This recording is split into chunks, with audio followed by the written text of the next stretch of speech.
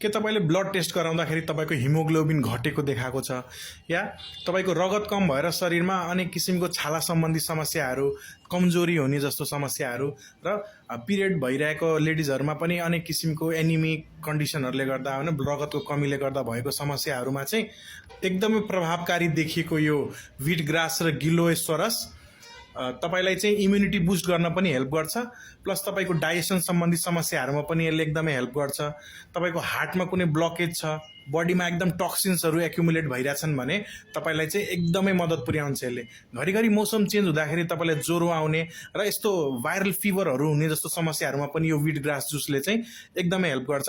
यसमा particularly wheat grass र गिलोय plus निम र तुलसीको पनि मात्रा छ, त्यही भएर यसलाई ग्रिन ब्लड पनि भनिएको छ।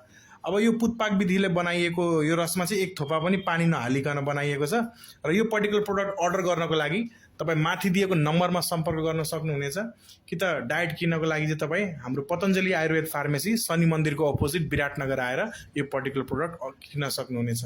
धन्यवाद।